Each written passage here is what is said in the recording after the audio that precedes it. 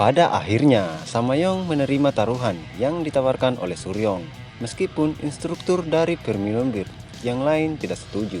Namun, Samayong tetap pada pendiriannya. Selain itu, Samayong juga percaya diri menerima tantangan tersebut.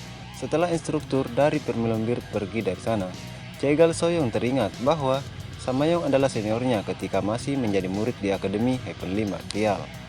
Dia dijuluki raksasa jahanam, itu julukan yang brutal, ucap Suryong. Jegal Soyong menambahkan bahwa itu rumor di mana perilakunya akan berubah jadi seperti raksasa kalau seseorang menjadi musuhnya. Juga ada rumor 3 murid dikeluarkan dari Akademi Heavenly Martial karena ulahnya. Dia adalah salah satu murid dari 5 murid teratas yang lulus dari angkatannya.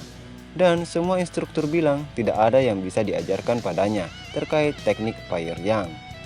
Dia benar-benar menakjubkan, ucap Suryong tersenyum.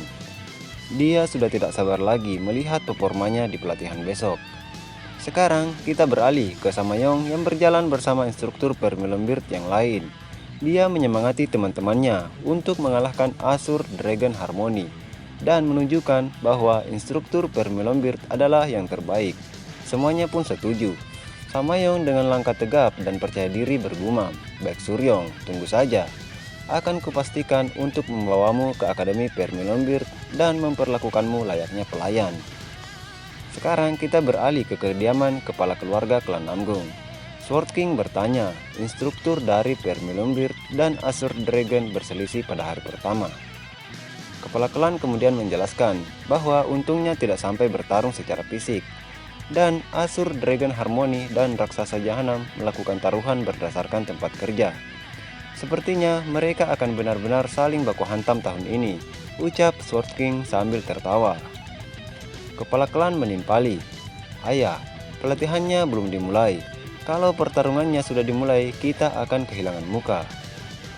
Kalau kau takut pada pandangan orang lain, bagaimana bisa kau menyebut dirimu sebagai kepala keluarga klan Namgung yang agung?" ucap Sword King lalu meneguk minumannya.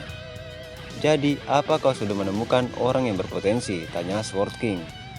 Kepala klan menjelaskan, Samayong dari Akademi Permilombir dan juga Baekho dari Akademi White Tiger terlihat menjanjikan. Sword King mengangguk setuju dan berkata, "Sepertinya Flame King membesarkan cucunya dengan baik.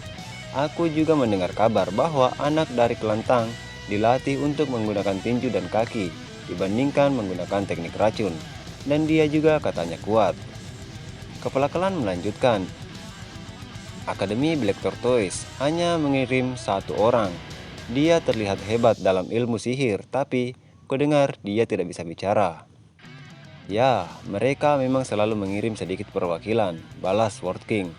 "Aku akan mengirim surat pada kepala Akademi Black Tortoise. Dia tidak akan bertingkah seperti ini lagi ke depannya."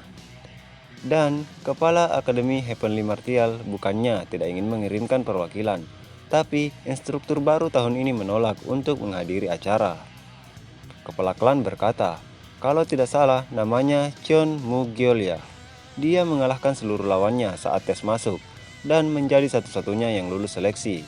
Tapi tetap saja dia angkuh sekali, berani-beraninya menolak undangan dari klan kita.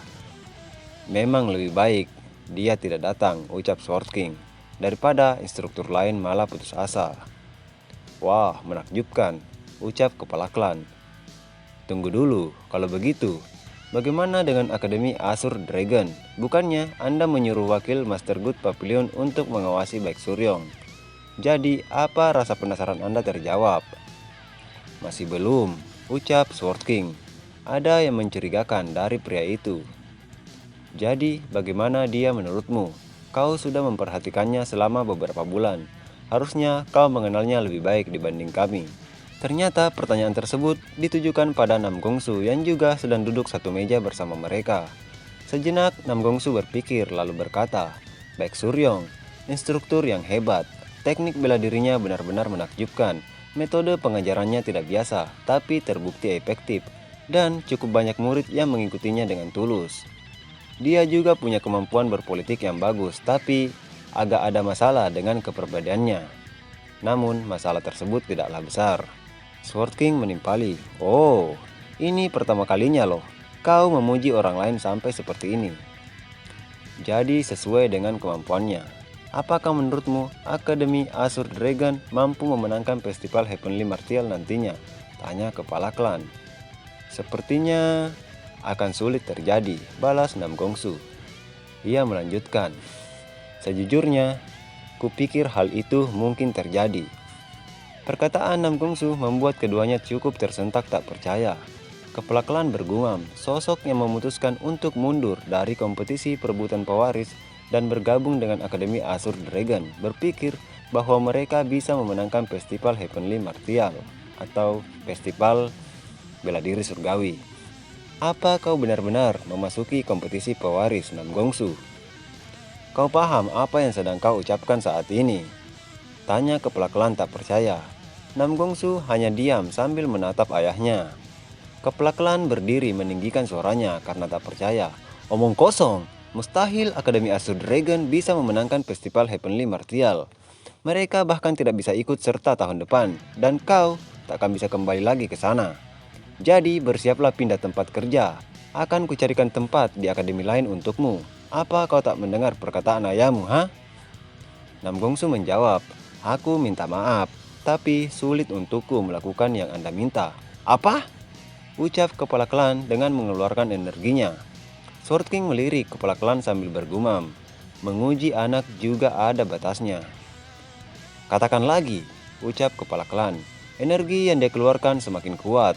Sambil menahan diri, Nam Gongsu berkata dengan tegas, aku bahkan saat ini tak punya cukup waktu untuk bersiap-siap ikut serta festival Heavenly Martial. Lagi pula, aku tak berniat meninggalkan Akademi Azure Dragon. Meskipun hasil yang didapatkan pada festival kurang bagus. Jadi kau tak mau mematuhi perintah dari kepala keluargamu, ha? Dasar bajingan. Amarah kepala klan semakin memuncak. Untungnya Sword King menyuruhnya berhenti dan menenangkan diri. Lalu meminta Nam Gongsu untuk pergi.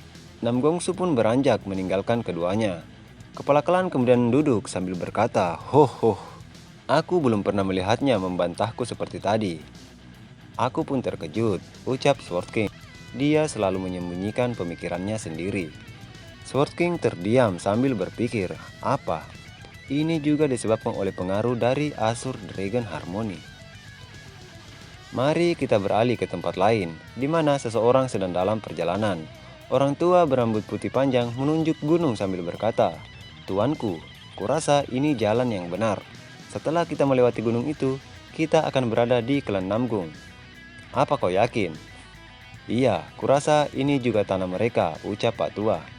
Cih, si Sword King orang tua itu bahkan tidak memungut sampah di halaman depannya. Apa yang dia lakukan? Ternyata di bawah kakinya sudah bergelimang mayat dan orang-orang yang terluka. Sepertinya klan Namgung akan kedatangan villain yang hebat. Bisa kita lihat dari kemunculannya, bahkan penampilannya khas villain bengis dengan kekuatan yang luar biasa. Si villain berkata, orang munafik, sebenarnya aku ingin membiarkanmu hidup, tapi kau belum kabur cukup jauh. Dia pun menginjak kepala orang yang masih hidup hingga hancur. Mereka pun melanjutkan perjalanan. Pak Tua berkata, apa kau berencana untuk membunuh Sword King saat ini? Kita lihat nanti setelah merusuh sebentar, balas si villain. Keesokan harinya, masih pagi-pagi buta, para instruktur sudah berkumpul untuk kegiatan pembelajaran hari pertama. Sword King memperkenalkan diri dengan singkat, juga Pak Tua botak yang menyebut dirinya sebagai yang tahu segalanya. Karena masih pembelajaran pagi, Sword King meminta Sang Maha Tahu untuk memulai kelas teori terlebih dahulu. Sang Maha Tahu berkata, seperti yang sudah kuperkenalkan, orang tua ini disebut tahu segalanya, ucapnya membanggakan diri. Pertama-tama, aku harus mengetahui level kalian sebelum memulai pembelajaran. Terlihat jelas apa yang kalian pikirkan, dasar pemuda-pemuda sombong. Sang Maha Tahu memberikan sebuah buku Demonic Art rahasia. Demonic Art ini akan menyebabkan kalian mengalami penyimpangan ki, menggila, atau menyemburkan darah dari sekujur tubuh dan mati. Aku akan memberikan kalian waktu 4 jam. Temukan 6 ayat yang berhubungan langsung dengan penyimpangan ki. Beberapa instruktur terkejut karena hanya diberi sedikit waktu. Dan ada juga yang takut membaca buku tersebut karena takut terkena penyimpangan ki. Sang Maha Tahu kembali memperingatkan, kalian masih punya waktu berbincang. Bagi yang tidak bisa menemukannya tepat waktu, akan dikeluarkan dari pembelajaranku. Mendengar itu, Sword King bergumam, wah, Dia tidak akan mengusir mereka semua di hari pertama kan? 1 jam kini telah berlalu, beberapa dari mereka terlihat kebingungan. Sang Maha Tahu bergumam, instruktur yang tidak memiliki pengetahuan teori hanyalah cangkang kosong. Mereka yang berbakat, yang mungkin tidak tahu teori tetapi mampu mempelajari seni bela diri secara intuitif. Tetapi masih banyak lagi yang tidak berbakat di dunia ini. Jika kau mengabaikan teori dan mempercayai bakatmu sampai sekarang, kau akan sepenuhnya malu di sini. Melihat Suryong bermalas-malasan sambil menguap, Sang Maha Tahu menjadi jengkel. Dia bergumam, beraninya dia, dasar sombong. Aku akan memberi contoh tentangmu dan menunjukkan neraka. Suryong berkata, jika sudah selesai, apa sudah bisa dikumpulkan? Dasar sombong, ucap Sang Maha Tahu membuat Suryong terkejut. Dia menarik buku dari tangan Suryong dengan kasar. Suryong bergumam, ada apa dengan orang tua ini? Sang Maha Tahu memeriksa buku Suryong dan terkejut karena Suryong menemukan semuanya. Yang tambah mengejutkan lagi, bukan hanya 6, melainkan 7. Sword King di belakangnya juga terkejut karena ternyata jumlah ayat yang salah ada 1 lagi. Sang Maha Tahu berkata, dia benar, aku pasti melewatkannya saat aku membacanya terburu-buru. Suryong bergumam, dia melewatkannya, tapi menyebut dirinya yang terbaik sungguh mengecewakan. Suryong berkata, aku hanya beruntung. Sword King berkata juga, kau menemukan hal yang Sang Maha Tahu tidak menemukannya, hanya dengan keberuntungan. Aku tidak mengerti. Suryong pun menjelaskan bahwa dulu dia menginvestigasi demonic art kuno dan juga mengajarkan kelas memahami seni bela diri unorthodox. Begitu ya? Meski begitu, itu tetap luar biasa, ucap Sword King. Suryong melirik dengan curiga. Dia bergumam, tapi bagaimana Sang Maha Tahu bisa tahu seni bela diri kultus darah? Mempertimbangkan dia menggunakan seni bela diri kultus darah sebagai tes. Tidak peduli seberapa terpelajar dirinya, mengetahui seni bela diri kultus darah yang gugur 50 tahun yang lalu itu hal yang sulit. Dari yang kudengar, dia sudah tinggal di klan Namgung sebagai tamu dalam waktu yang cukup lama. Dio Maksang. Aku mencurigai Nam Gongsu saat itu, tapi Nam Gongsu tidak punya relasi dengan kultus darah. Tapi, bagaimana kalau kita melihat klan Namgung sebagai satu kesatuan? Apa pemimpin klan Namgung benar-benar tidak terkait dengan kultus darah? Suryong menatap Sword King dengan penuh curiga, membuat mereka saling menatap tanpa berkata-kata. Akhirnya, yang lain juga telah menyelesaikan tugasnya satu persatu mengumpulkan buku mereka, mulai dari Jay Galso, kemudian Samayong, dan wanita dari Black Tortoise. Suryong masih fokus dengan kecurigaannya. Dalam hatinya dia berkata, klan Namgung, aku harus memperhatikan mereka dan melihat apa yang mereka sembunyikan. Lagi pula, masih ada 6 hari tersisa dari pelatihan ini. Akhirnya pelatihan pagi telah selesai. Sebelum pergi, Sword King memperingatkan, jangan makan siang terlalu banyak.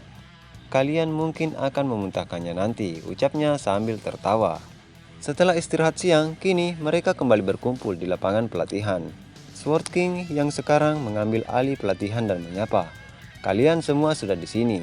Jadi, apa kalian tahu kritik apa yang dihadapi para ahli bela diri yang lulus dari 5 akademi besar? Samayong dengan cepat mengangkat tangan. Dia menjelaskan bahwa meskipun seni bela diri mereka hebat untuk usia mereka, mereka dikritik karena tidak mampu membuat penilaian yang baik dalam situasi nyata. Karena itu, Akademi Vermilionberg mulai meningkatkan jumlah latihan praktek eksternal mulai tahun ini. Sword King berkata, keputusan yang mengesankan. Namun, itu pun masih lemah. Ya, sulit mendapatkan pengalaman praktis yang tepat di masa damai seperti sekarang ini. Baik Ho mengangkat tangan. Dia berkata, jika demikian, apa yang Anda anggap sebagai pengalaman praktis yang tepat? Sword King menjelaskan bahwa kenyataannya, perkelahian bukanlah duel, melainkan pertempuran jarak dekat yang kacau. Kalian harus waspada terhadap racun, senjata tersembunyi, dan jebakan.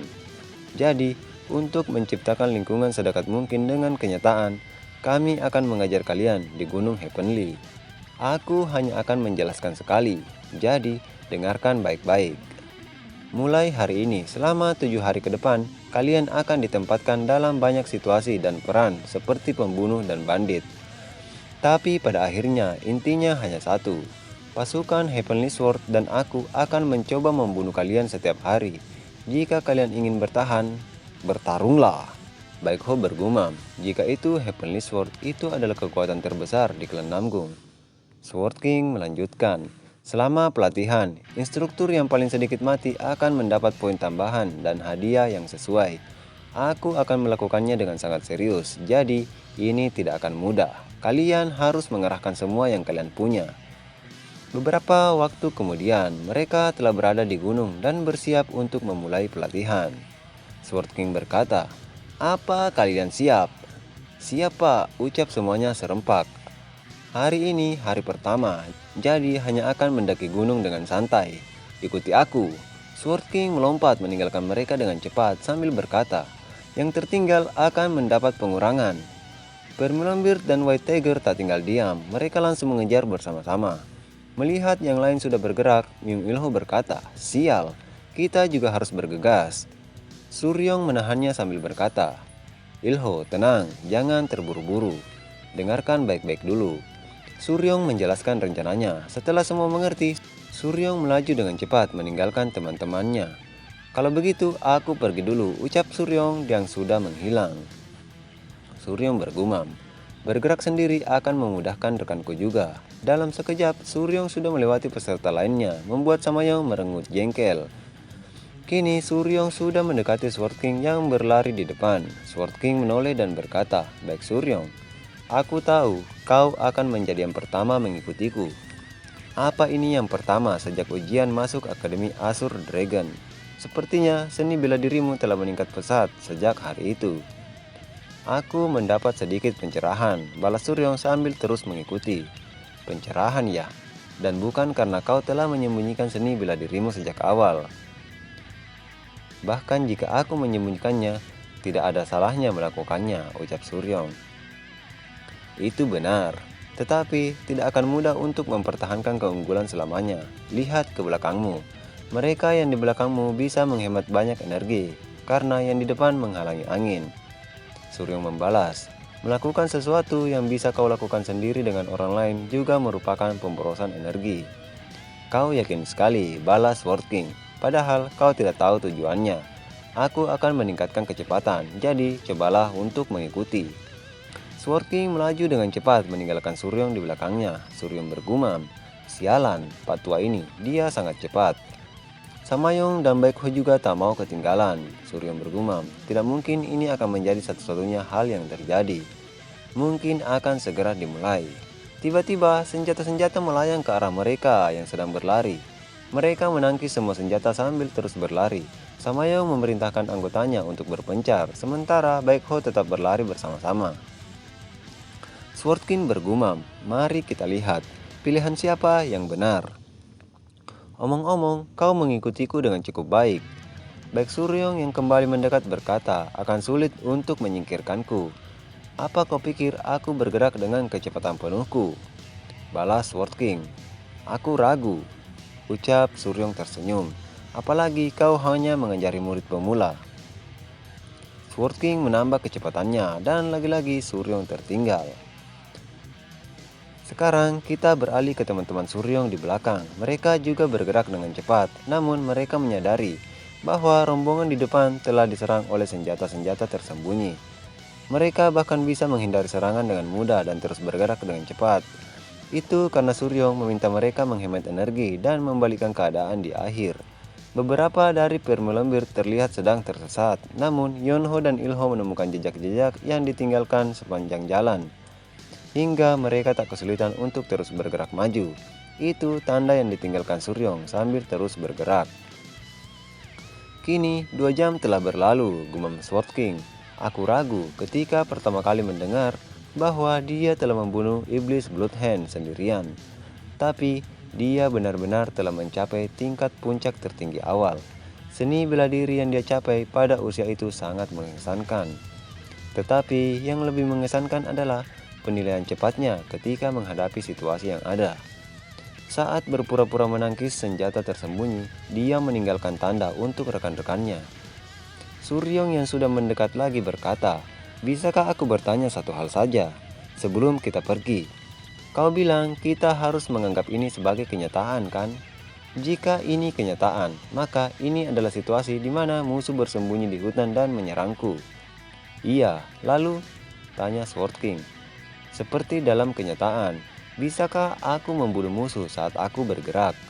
Aku hanya berpikir bahwa akan lebih mudah menaiki gunung jika mengatasi halangan terlebih dahulu. Suryong menarik pedangnya. Membunuh? Hah? Percaya diri sekali, ucap Sword King. Ya, kalau kau bisa melakukannya, lakukan semampumu. Meski begitu, waspadalah. Serangannya bisa saja semakin parah. Puluhan senjata melayang ke arah Suryong dari berbagai arah. Suryong menangkis semuanya dalam sekali gerakan pedang. Suryong berkata, segitu saja ya kemampuan pasukan Heavenly Sword. Sembunyi macam tikus dan diam-diam melempar senjata. Mendengar itu, pasukan Heavenly Sword terprovokasi dan keluar untuk menyerang Suryong bersama-sama. Bajingan, sudah cukup sombongnya, akan kupukul kepalamu biar kau sadar. Suryong kemudian menyerang mereka dengan besi tajam. Akhirnya mereka pun terjatuh. Seseorang bertanya, kapan kau mempersiapkan racun pelumpuh? Suryong yang berdiri di antara mereka berkata, pelumpuhnya ya.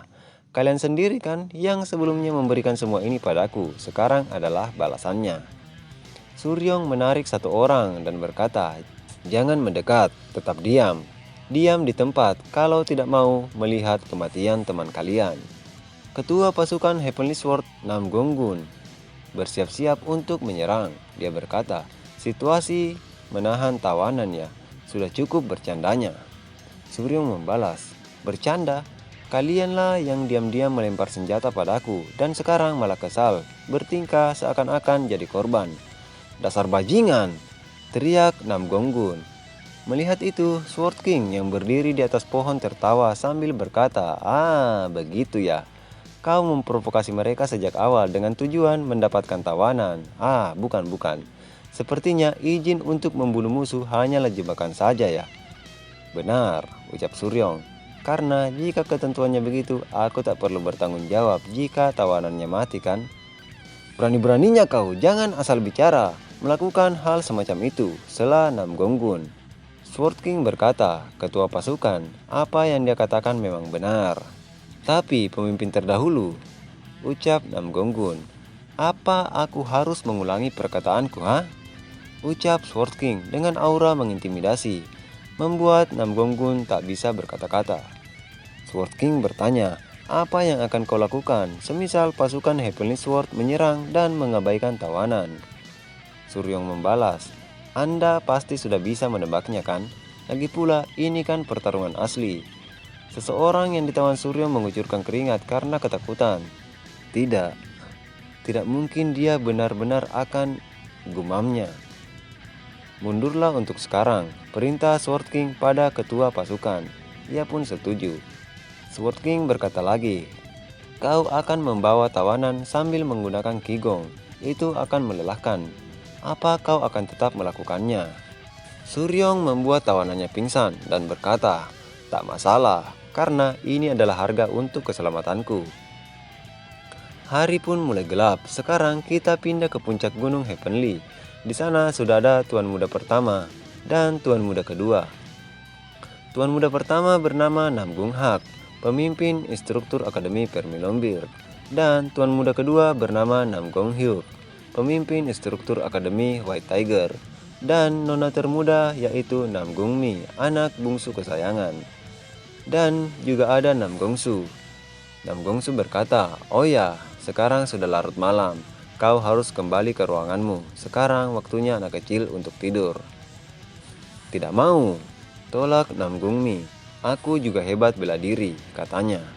Nam Gung Hyuk mendekati Nam Gongsu dan menepuk bahunya sambil berkata, baik Suryong kan? Kudengar ada pemula yang mengagumkan di antara instruktur Akademi Azure Dragon. Kau sudah membuat mereka ikut serta dengan taruhan pengalamanmu, jadi harusnya dia sepadan. Iya, ucap Nam Gongsu singkat. Kau pasti sangat gelisah, ucapnya lagi. Karena jika Baek Suryong tidak sehebat perkataanmu, maka orang-orang akan meragukan penilaianmu. Nam Gongsu menepis tangan Nam Gong Hyuk sambil berkata, terima kasih sudah mengkhawatirkanku, tapi hal tersebut tidak akan terjadi. Nam Gong Hyuk berkata lagi, oh ya, kudengar Kau bahkan dengan percaya diri bilang bahwa Akademi Azure Dragon akan memenangkan festival bela diri surgawi ya. Anak ketiga, kau harus sadar dengan posisimu itu. Apa kau tiba-tiba tertarik dengan posisi penerus klan? Berhenti Hyuk. Meski anak ketiga lahir di luar nikah, dia tetap saja memiliki darah klan Namgung. Bagaimana bisa kau mengejek adik ketiga? Ucap tuan muda pertama. Tuan muda kedua berkata, di mataku kau lebih hipokrit karena bawa-bawa status sebagai anak lahir di luar nikah. Tuan muda pertama berkata, anak kedua, haruskah kita melakukan duel setelah sekian lama? Memang itu yang kuinginkan. Mari kita lihat seberapa pesat perkembangan kemampuan berpedangmu, ucap tuan muda kedua. Keduanya mengeluarkan aura mereka masing-masing. Keduanya melompat ke belakang mengambil jarak sambil mengeluarkan pedangnya.